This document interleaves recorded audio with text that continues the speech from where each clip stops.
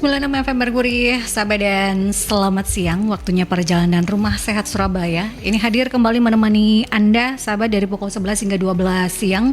Perjalanan Rumah Sehat ini hadir menemani Anda dengan beragam informasi seputar kesehatan tentunya, dan merupakan hasil kerjasama dengan Ikatan Dokter Indonesia Cabang Kota Surabaya, menghadirkan para pakar, para ahli untuk bisa memberikan edukasi dan informasi seputar kesehatan.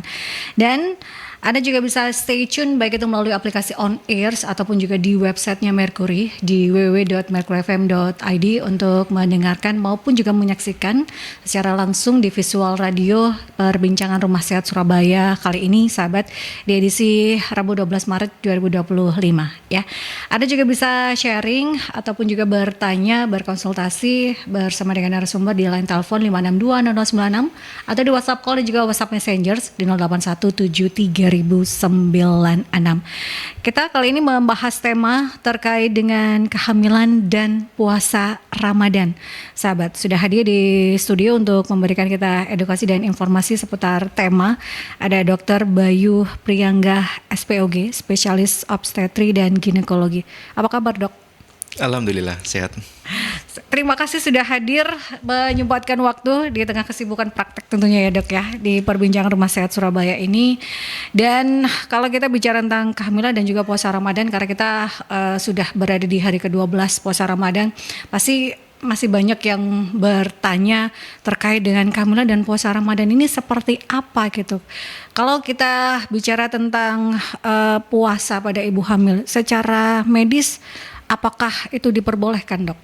Secara medis untuk ibu hamil yang ingin berpuasa sebenarnya tidak dilarang ya. Tapi kita harus tahu penyakit peserta ibu hamil tersebut apakah boleh untuk berpuasa atau tidak. Karena tidak semua ibu hamil itu boleh puasa memang. Tapi ada keadaan tertentu yang ibu hamil diperbolehkan puasa. Bergantung dari kondisi ibu tersebut ya, Dok, ya. Bergantung dari kondisi ibu. Dan lebih penting lagi adalah berkonsultasi bersama dengan pakarnya gitu ya, sahabat, tenaga medis, apakah Anda diperbolehkan puasa atau tidak, itu akan lebih baik lagi lebih gitu baik ya. lagi. Nah, kalau kita bicara manfaat ibu hamil melaksanakan puasa, apakah ada? Karena kan banyak sekali ya, apakah itu mitos, apakah itu benar. Kalau puasa saat hamil itu akan berpengaruh pada otak anak, kemudian pada apalah, itu benar nggak sih, Dok? Betul sekali. Untuk di masyarakat sendiri memang stigmanya adalah negatifnya aja ya, risiko dari puasanya. Tetapi puasa itu dalam beberapa kondisi juga ada manfaatnya, terutama untuk menilai peningkatan berat badan sebenarnya, peningkatan berat badan, supaya ibu hamil itu memang disarankan untuk meningkatkan berat badan sesuai dengan rekomendasi ya. Tetapi dalam kondisi tertentu apabila berat badan bertambah berlebih, itu juga berisiko terjadinya diabetes dalam kehamilan, preeklamsia, dan juga untuk dari sisi bayinya sendiri, dari sisi janinnya, ditakutkan apabila dengan asupan yang berlebih itu bisa menyebabkan bayi besar atau makrosomia kalau dari medisnya. Nah, puasa ini juga salah satunya untuk mencegah itu. Walaupun memang beberapa studi yang mengatakan ada resiko penurunan berat badan dari ibu yang berpuasa, tapi itu juga masih tidak terlalu signifikan dari penelitiannya. Jadi memang sebenarnya ada poin plusnya ya, karena masyarakat melihatnya hanya negatif. Nanti kalau puasa ibu hamilnya kurang nutrisi lah, apa. Tapi padahal ada kondisi-kondisi tertentu yang memang dibutuhkan. Karena kan kadang kondisi kehamilan ibu biasanya normalnya itu adalah 15 kilo ya, Dok, kalau tidak salah, atau berapa persen dari berat badan sebelumnya gitu ya, Dok, ya. Dengan berat badan normal diharapkan 12-18 sebenarnya. Nah, kadang kan ada lebih gitu ya, Dok, lebih ya. juga ya, seringnya lebih malah. Seringnya lebih. Bahkan saya 30 kilo naiknya. Nah, padahal bayinya cuma berapa kilo gitu kan. Betul. Nah, itu yang ternyata dengan berpuasa itu bisa menekan resiko tersebut gitu ya. Nah, kalau kita bicara faktor yang harus dipertimbangkan ibu hamil sebelum memutuskan untuk berpuasa. Saya pengen berpuasa ini untuk ibu hamil gitu ya. Faktor apa saja yang harus saya pertimbangkan sebelum saya menjalankan ibadah puasa, Dok? Betul, itu pentingnya untuk kita harus periksa ke dokter kandungan sebelum kita ingin berpuasa. Karena untuk mengetahui puasa itu kan kita harus berpikir dari sisi ibu dan bayinya. Bagaimana nutrisinya, Mhm, bagaimana monitoring berat badan bayinya, kemudian apa yang harus diwaspadai. Nah, itu lebih baik para ibu-ibu yang akan melakukan puasa, yang sedang hamil, itu berkonsultasi di dokter kandungan dulu. Seperti apa ya kondisinya, memang apakah saya ada resiko-resiko selama kehamilan gitu ya dok ya, itu akan lebih baik berkonsultasi sahabat. Nah kalau untuk fase kehamilan, kadang ada yang bilang trimester pertama itu jangan deh, 2 mungkin baru boleh, atau ada fase kehamilan tertentu yang lebih aman, atau yang ini lebih beresiko nantinya kalau Anda berpuasa, seperti apa dok? Kalau untuk resiko berdasarkan trimester ya, berdasarkan usia kehamilan sendiri, memang ada penelitian yang pernah saya baca itu adalah untuk trimester 1 yang memang beresiko untuk terjadinya resiko di kemudian hari. Nah, kenapa sih seperti itu? Karena kita tahu bahwa trimester 1 itu kan tubuh ibu masih mengalami adaptasi ya, adaptasi untuk bayi mau berkembang dan lain-lain. Dan di situ biasanya ibu akan mengeluh mual-mual, muntah, bahkan muntah juga sampai tidak bisa makan minum.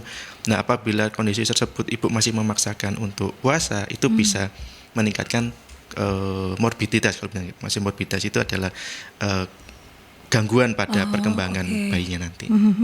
Karena kurang asupan itu tadi ya, orang nggak puasa aja kadang susah untuk menerima makanan gitu ya dok ya, minum saja kadang keluar lagi gitu ya, jadi itu yang harus dipertimbangkan gitu ya.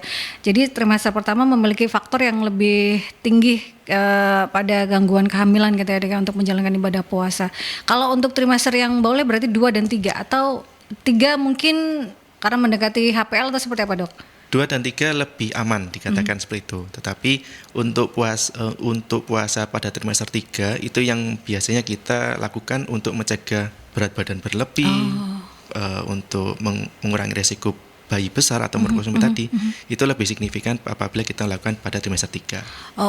Berarti memang fase kehamilan trimester 2 dan ketiga itu diperbolehkan, tapi yang ketiga itu malah sebaiknya dilakukan gitu, atau seperti apa gitu ya dok? Tidak sebaiknya sebenarnya, tapi lebih diperbolehkan. Jadi trimester 2, trimester 3 diperbolehkan, tapi apabila kita misalnya tahu bayi saya ternyata besar nih, terlalu besar, nanti mungkin ada resiko saat persalinan. Nah itu di situ tempat mungkin bisa dilakukan puasa. Tergantung lagi ya, bergantung kondisi ibu dan juga janin gitu saat ingin menjalankan ibadah puasa. Nah kalau saat menjalankan ibadah puasa, kadang kan ibu ini boleh bu, tapi dengan kondisi-kondisi tertentu gitu ya. Caranya untuk mengetahui apakah tubuh ibu dan janin ini ternyata tetap aman, tetap sehat selama menjalankan ibadah puasa, ada tanda-tanda nggak sih dok? Ini sebaiknya dibatalkan saja puasanya kalau detak atau gerakan bayi sudah berkurang, atau seperti apa dok? Betul, untuk mengetahui tanda kesehatan ibu dan bayi ya. Jadi yang pertama kita melihat dari sisi ibunya dulu ya. Ibunya apabila dalam kondisi sehat, tidak ada keluhan, bisa beraktivitas ya, tidak mengalami dehidrasi, saya rasa itu bagus sebenarnya. Jadi ini masih boleh melanjutkan puasanya. Yang kedua kalau dilihat dari sisi janinnya, itu apabila gerak bayinya itu bagus, kita biasanya melihat gerak bayi itu dalam 1 jam apabila kira-kira ada 4 kali gerakan bayi, itu insya Allah dalam kondisi yang bagus. Tetapi dalam kondisi apabila bayi tidak gerak dalam 1 jam, itu sudah salah satu tanda bahaya.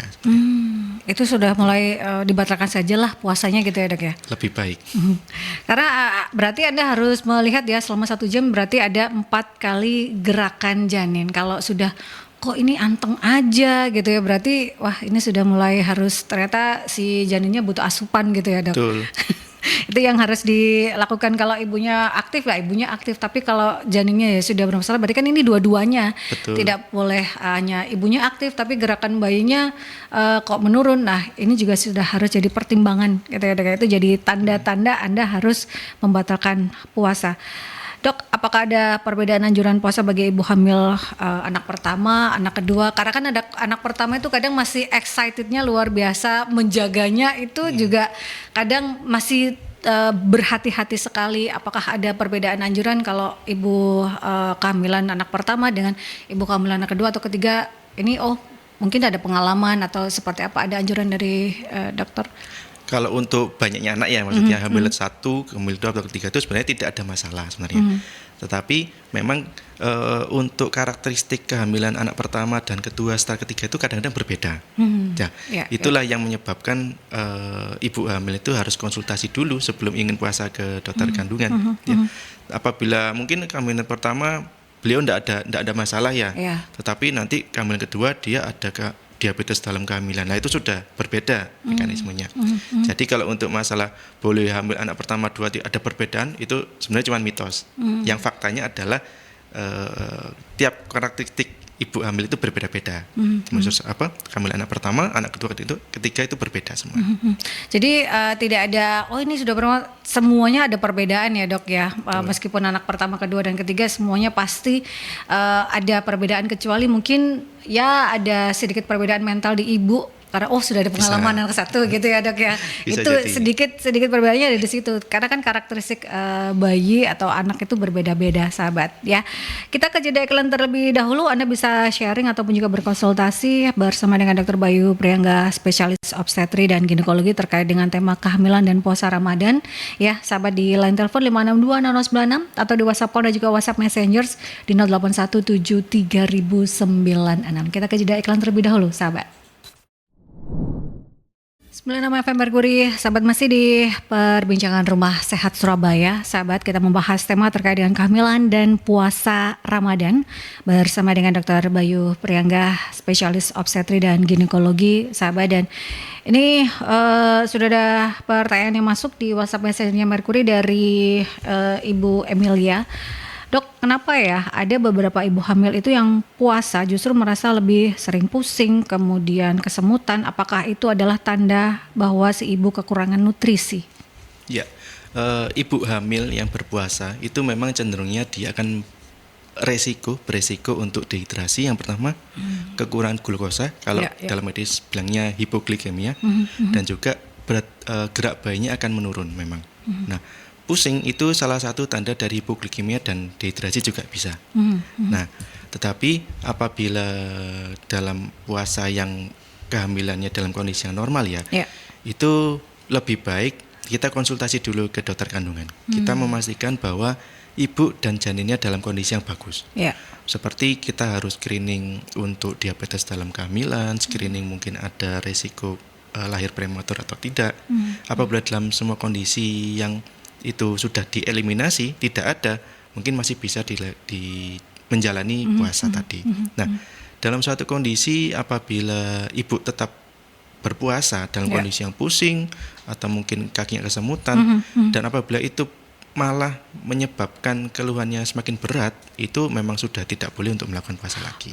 Oke. Jadi memang kalau ingin berpuasa benar-benar harus dicek segala sesuatunya, tidak hanya ibunya tapi juga janinnya, kedua-duanya ini ya, Dok ya, harus benar dalam kondisi yang sehat, sahabat, dalam kondisi yang prima untuk bisa menjalankan ibadah puasa. Karena ada kondisi-kondisi tertentu kah, Dok, akibat dari ibu yang memaksakan untuk berpuasa tanpa melihat kondisi dari si janin ataupun juga si ibu?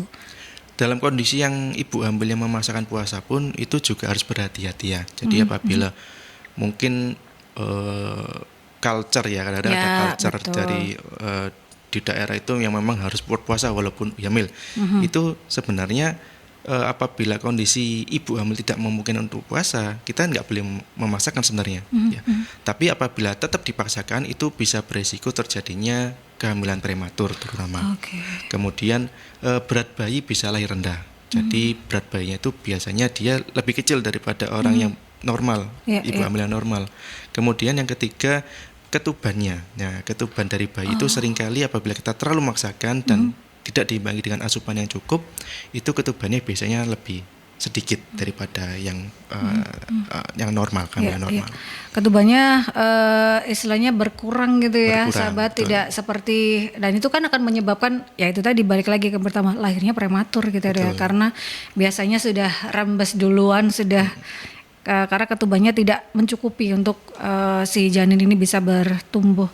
Itu ya, sekali lagi memang harus benar-benar berkonsultasi bersama dengan tenaga medis, dengan dokter kandungan Anda, seperti apa, dibolehkan tidak gitu ya, Dok ya, ada kondisi-kondisi tertentu kah gitu, sahabat. Nah, Ini yang harus dipahami ya sahabat terkait dengan hal tersebut. Kita ke penelpon terlebih dahulu. Selamat siang Merkuri. Selamat siang. Selamat siang Mas Dewa, silakan.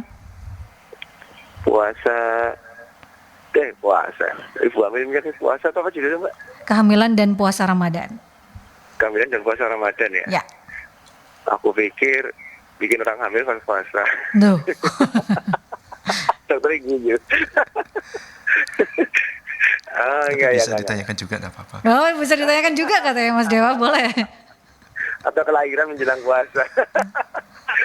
Iya, ini kan biasanya kan banyak orang ngomong kalau ibu hamil nggak boleh puasa dulu ya. Tapi sebenarnya kan nggak masalah.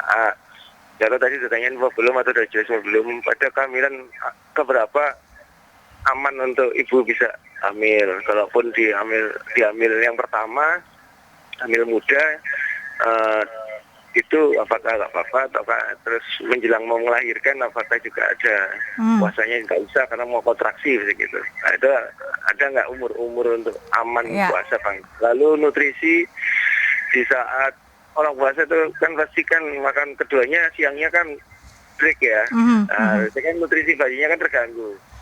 Menyikapinya di saat sahur itu sebenarnya ibu hamil itu apa yang diperlukan biar si bayi ini tetap nutrisinya tercukupi gitu loh. Malah ngomong nanti pas buka makan yang manis-manis, iya, tapi kan nanti kan berat badannya nambah lagi. Modal awalnya kan gitu loh.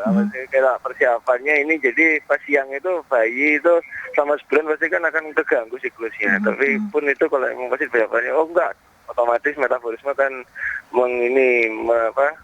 menyesuaikan gitu mungkin ya. Tapi nutrisi apa sih yang diperlukan untuk wanita hamil sebenarnya? Apakah harus banyak protein? Apakah harus banyak makan buah? Kalau makan buah itu buah apa gitu loh? Atau makanan apa gitu loh yang terus yang terakhir ya, kalau sesaat ada mual di tengah-tengah, tapi saya ibu ngomongnya nggak apa-apa, aku masih bisa. Itu bisa tanda-tanda apa? Kalau menurut dokter dibatalkan saja puasanya, itu takutnya kan ada apa-apa. Tapi si ibu katanya ngeyel. Itu gimana seperti itu? Apakah terus ada hal yang benar-benar dipermasalahkan di saat pertengahan puasa, ternyata ada sesuatu sang ibu drop atau apa, tapi yang ibu tetap memaksakan, untuk sayang loh, dikit lagi loh. Itu menurut dokter gimana? Apakah terus suruh batal atau menurut dokter ya udah kembali lagi ke ibunya, kalau mau memaksakan ya monggo aja. Sebagai dokter kan kadang bingung ya memaksakan pasien untuk ngasih, tapi pasien kadang ngeyel lah. Gimana dok? Jadi ada 3 ya, semoga dijawab. Terima kasih, selamat pagi. Terima kasih Mas Dewa. Ini terkait dengan yang pertama trimester tadi sebenarnya sudah dijelaskan ya dok ya. Usia kehamilan ya ternyata ya.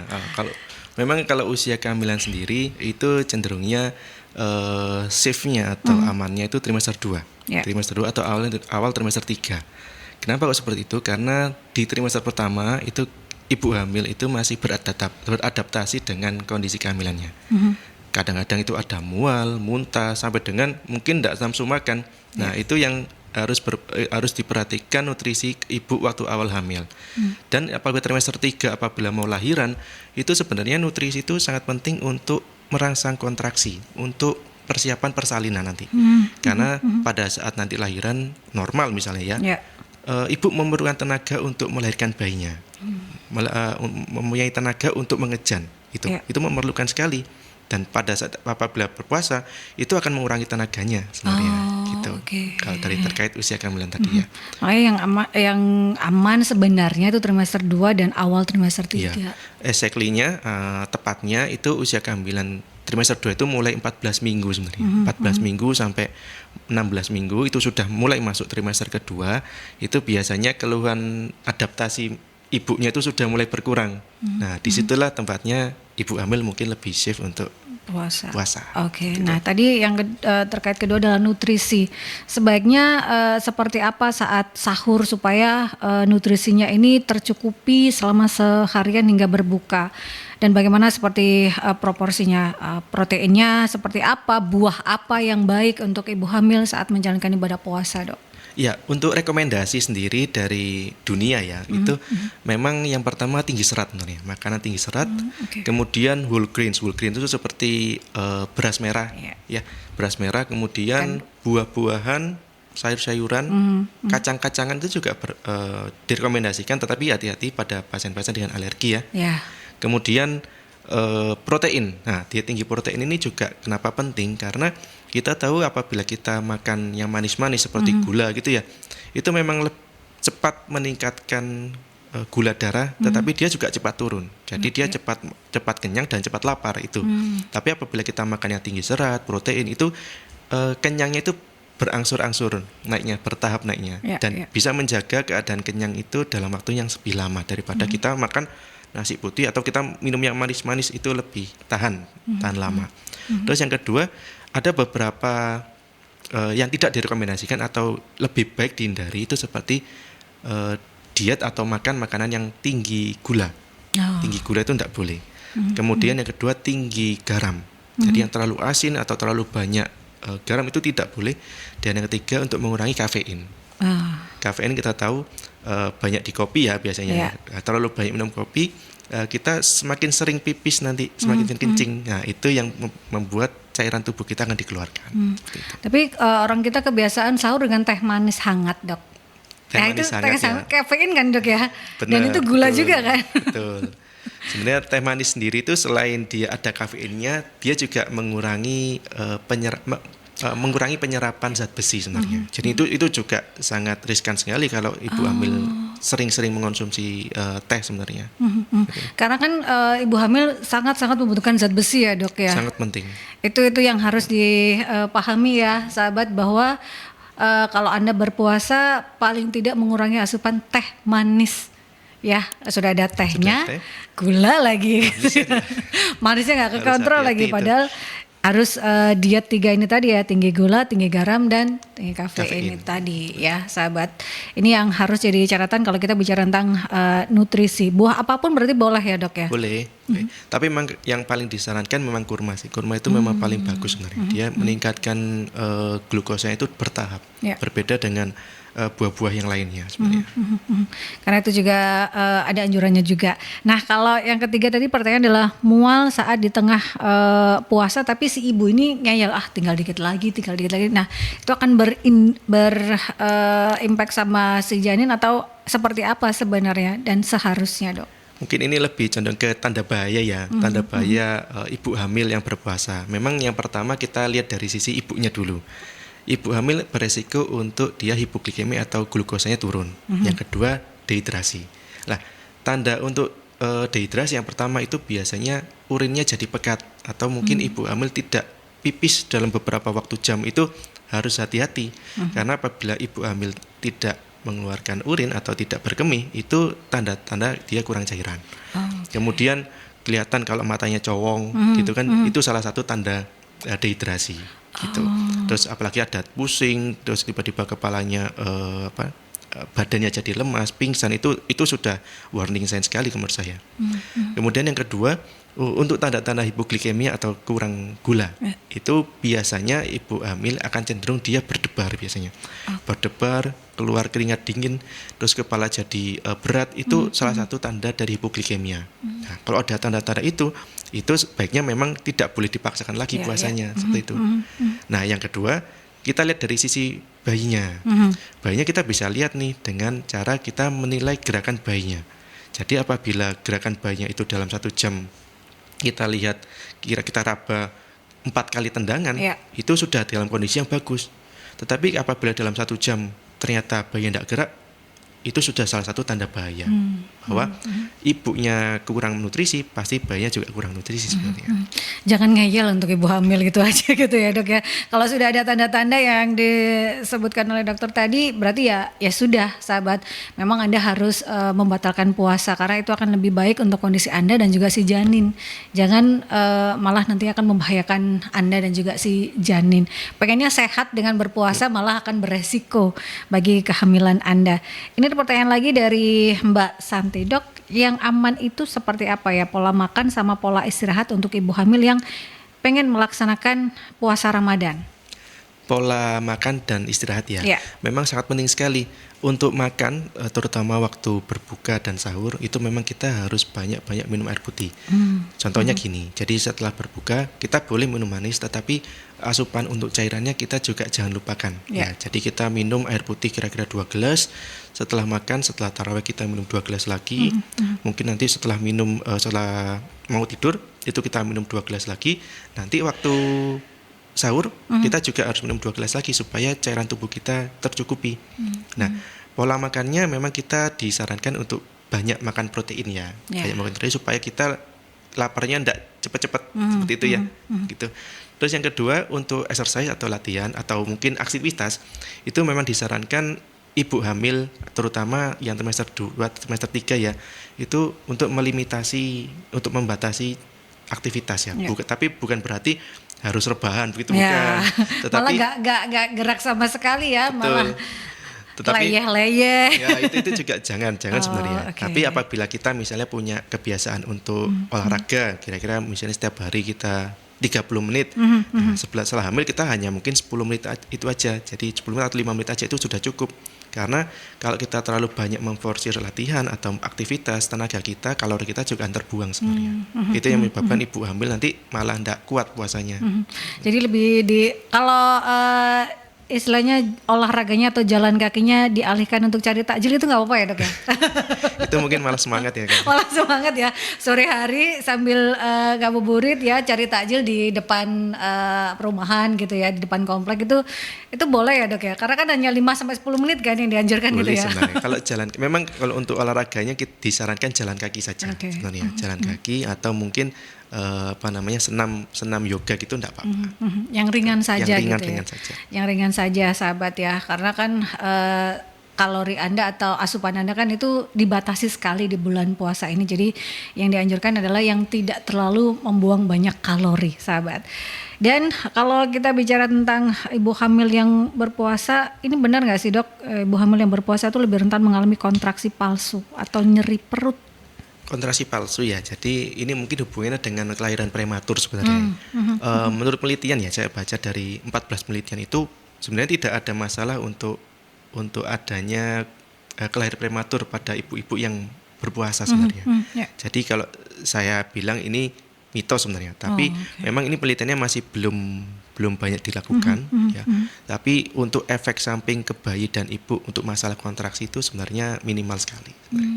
Nggak ada hubungannya sebenarnya, Dok ya. Memang kondisinya sendiri ya, bukan karena akibat berpuasa gitu ya. Mungkin karena penyakit penyerta juga bisa biasanya. Jadi bukan karena puasanya maksudnya. Tapi ada indikasi yang lain sahabat, kalau kita bicara tentang kontraksi berarti ya. Betul. Kalau untuk indikasi puasa mungkin hanya pusing atau lemas atau itu saja indikasinya. Oke. Jadi tidak ada hubungannya ya, itu mitos karena penelitiannya sebenarnya tidak mengarah ke sana sahabat. Itu terkait dengan kontraksi palsu atau nyeri perut saat Anda berpuasa, itu mungkin ada indikasi yang lain ya. Kita ke jeda iklan terlebih dahulu, tetap stay tune di perbincangan Rumah Sehat Surabaya. Sahabat, kita membahas tema kehamilan dan puasa Ramadan. Anda bisa bergabung, bertanya ataupun juga berkonsultasi di 5620096 atau di WhatsApp call dan juga WhatsApp Messengers di 08173096. 96 FM Merkuri, sahabat masih di perbincangan Rumah Sehat Surabaya ya, di edisi Rabu 12 Maret 2025 bersama dengan Dr. Bayu Priangga, spesialis obstetri dan ginekologi, karena kita sedang membahas terkait dengan kehamilan dan puasa Ramadan. Dok, ini saya pengen mengkonfirmasi juga ya, karena mumpung ada ahlinya, benarkah puasa itu bisa membantu ibu hamil lebih tenang secara mental? Kemudian apakah ada manfaat psikologisnya bagi ibu hamil selama kehamilannya? Betul sekali. Sebetulnya untuk berpuasa ini kita melihat dari sisi religi ya. Jadi kita lebih bersyukur sebenarnya ya kalau kita bicara masalah religi. Jadi apabila ibu hamil yang melakukan puasa ini cenderungnya dia akan menahan emosi, kemudian lebih banyak bersyukur, dan itu yang membuat mental dia, psikologi dia itu lebih baik sebenarnya gitu ya. Memang ini mungkin pakarnya kalau untuk masalah agamanya ke para ulama ya. Tetapi kalau misalnya saya dari sisi medis pun itu juga sangat membantu sebenarnya dari psikologisnya. Gitu. Karena kan ada perubahan hormon ya dok ya. Jadi kan kalau ibu hamil kadang moodnya tidak terkontrol ya kan. Mood swing biasanya. Ini akan bisa paling tidak ya menekan lah ya mood swing dari ibu hamil ini supaya bisa lebih tenang. Apalagi kadang kan ada hal-hal yang ketakutan atau apa selama kehamilan itu kan jadi hal yang wajar bagi ibu hamil. Nah, apakah berpuasa ini juga kadang kan ada orang-orang yang mengatakan gak usah puasa dulu, nanti akan berpengaruh pada waktu kelahirannya atau nanti akan lebih maju prematur itu tadi atau malah akan lebih lama waktu lahirnya. Itu ada berpengaruhnya nggak sih dok atau tidak?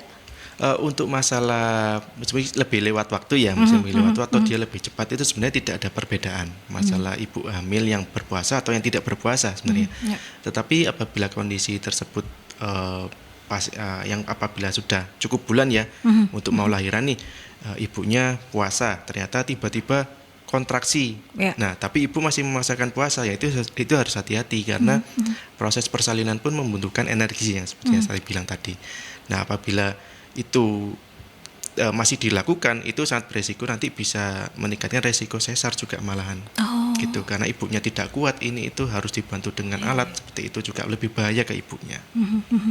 Jadi memang ada beberapa resiko yang menyertai kalau Anda tidak tahu kondisi sebenarnya gitu ya sebelum menjalankan ibadah puasa gitu ya sahabat untuk ibu hamil terutama. Apakah juga ini berpengaruh kan kalau kita bicara tentang kehamilan ini adalah proses tumbuh kembang si janin hingga nanti anak dewasa. Apakah nanti kalau ibu hamil ini memaksakan berpuasa, ini juga akan berhubungan dengan nanti metabolisme anak ke depannya, dengan kecerdasan anaknya ke depannya. Kalau ibunya memang nggak apa-apa, saya puasa selama saya kuat. Nah, tapi kan tidak tahu kondisi janinnya, itu akan berpengaruh ke depannya untuk si anak nggak sih dok? Betul. Kalau untuk masalah ibu dan bayi ya memang untuk tumbuh kembang bayi itu ada pada 1000 hari pertama sebenarnya. Kemudian sekarang dipanjangkan menjadi 2000 hari pertama kelahiran itu dimulai sejak saat bayi atau embrio itu diimplantasi, ditanam di rahimnya ibu sampai dia 2 tahun setelah lahiran. Itu juga tumbuh kembang anak di situ tempatnya. Dan untuk masalah pembentukan organ bayi itu sebenarnya ada pada trimester pertama. Itulah kenapa trimester pertama ini sangat riskan untuk masalah nutrisi, untuk masalah kebiasaan ibu ya, termasuk latihan dan penambahan berat badan itu juga harus diperhatikan pada trimester pertama. Untuk trimester kedua dan trimester ketiga itu perkembangan dari organnya saja yang sudah terbentuk sebelumnya. Itu. Jadi memang berpengaruh sebegitunya ya dok ya kalau kita bicara kehamilan makanya jangan lupa untuk melakukan pemeriksaan. Nah sebaiknya kalau kita ini tidak bicara tentang puasa dan kehamilan ya, tapi lebih ke kehamilannya. Sebaiknya pemeriksaan yang dilakukan untuk ibu hamil itu berapa kali dok? Supaya karena kan ini hingga nanti anak dewasa kan, kita berbicaranya itu sebaiknya berapa kali? Kadang orang nanti aja. Kadang ibu hamil itu ya meremehkan, saya kehamilan pertama aman kok. Nah itu kan setiap kehamilan tadi dokter mengatakan hal yang berbeda gitu. Sebaiknya pemeriksaan yang dilakukan seperti apa dok? Ini untuk pemeriksaan kehamilan atau antenatal care ya, itu memang disarankan dari Kemenkes itu sebelumnya 4 kali, sekarang menjadi 6 kali. Di mana 2 kali pada trimester pertama, 1 kali pada trimester kedua, dan 3 kali pada trimester ketiga. Itu yang minimal sebenarnya, itu yang disarankan dari Kementerian Kesehatan. Nah, untuk apa aja yang perlu diperiksa itu mungkin lebih baik dikonsultasikan pada dokter kandungan atau ke puskesmas di bidang itu juga ada antenatal terpadu ya itu sudah mencakup dari keenam pemeriksaan kehamilan tadi sebenarnya. Jadi pemeriksaan selama kehamilan adalah sekarang tuh dianjurkan adalah 6 kali. 6 kali. Ini bisa dikonsultasikan di fasilitas kesehatan sahabat. Jadi kalau memang Anda saat melakukan pertama kali Anda nyatakan positif, nah itu sudah mulai benar-benar rajin untuk melakukan pemeriksaan sebelum nantinya ada indikasi yang lain. Mungkin setiap ibu akan berbeda kondisinya gitu ya dok ya, tapi yang jelas pemeriksaan itu 6 kali dilakukan. Kalau kembali lagi kehamilan dan puasa Ramadan, adakah istilahnya kejadian dok akibat ibu yang memaksakan berpuasa sebulan penuh tanpa melihat kondisi si janin, akhirnya ini berdampak fatal pada si janin. Ada kondisi-kondisi seperti apa dok? Kondisi-kondisi biasanya untuk masalah kehamilan ya. Jadi kita misalnya tahu bahwa kehamilan ini sangat berisiko di mana bayinya pertumbuhannya terhambat. Nah itu harus hati-hati karena pertumbuhan terhambat ini adalah sangat berhubungan dengan nutrisi ibunya. Yeah. Jadi apabila sudah mengetahui adanya komorbid pada bayinya tetapi ibunya masih memaksakan, kondisi pertumbuhan terhambat ini akan semakin lebih berat. Seperti itu. Terus yang kedua, apabila pasien-pasien dengan ancaman keguguran atau abortus ya kita bilangnya itu, apabila kita pada trimester pertama terutama kita tidak cukup untuk nutrisi yang tidak cukup, itu juga meningkatkan resiko terjadinya keguguran tadi. Nah kalau bicara tentang asupan atau makan, mana yang lebih baik dok? Makan sedikit tapi sering selama berbuka dan sahur, atau makan dalam porsi yang besar saat buka dan juga sahur? Seperti apa dok? Ini menarik sebenarnya, karena memang ibu hamil yang tidak berpuasa ya, notabene ibu hamil itu memang harus sering makan dan ngemil sebenarnya, dimana pada kondisi tidak puasa ya ini ya. Jadi disarankan itu 3 makan besar dan 3 makan kecil, di mana 3 kali mungkin bisa dikatakan 3 makan nasi dan 3 snack ya. Tetapi apabila puasa itu memang kita harus mengubahnya itu. Mau tidak mau kita juga harus menyesuaikan porsi makan kita pada saat buka dan sahur juga, di mana mungkin ada beberapa porsi yang hilang nanti. Nah kalau untuk masalah porsi makannya apakah lebih baik sering tapi sedikit atau sekali tapi banyak. Ya.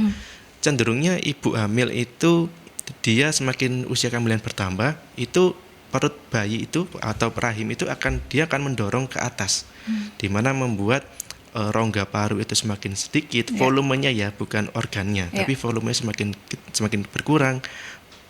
Berkurangnya dalam arti bukan hilang ya, tapi berkurang dalam arti volumenya aja yang berkurang. Kemudian lambungnya juga akan tertekan, jadi ibunya akan cepat kenyang juga. Dalam kondisi apabila langsung makan 1 porsi tapi banyak, itu menyebabkan ibunya itu cebah, istilah seperti itu. Begah gitu ya. Begah, seperti itu. Banyak keluhan dari pasien saya sendiri, apabila makan sekali banyak itu langsung begah gitu. Jadi sarannya memang dalam porsi yang cukup, tetapi itu bertahap, sering. Misalnya apabila kita puasa, kita buka, jangan langsung makan banyak, kita mungkin bisa ngemil dulu, istilahnya persiapan untuk pemanasan dari lambungnya dulu gitu ya. Kemudian setelah sudah enak mungkin kita tambah lagi dalam 1 jam atau 2 jam, mungkin setelah buka kita makan besar gitu, tidak apa-apa. Nanti mau tidur kita mungkin ngemil gitu, tidak apa-apa. Kemudian setelah sahur kita mungkin makan dengan porsi yang sedang atau yang cukup, dengan komposisi mungkin tinggi protein dan tinggi serat seperti itu.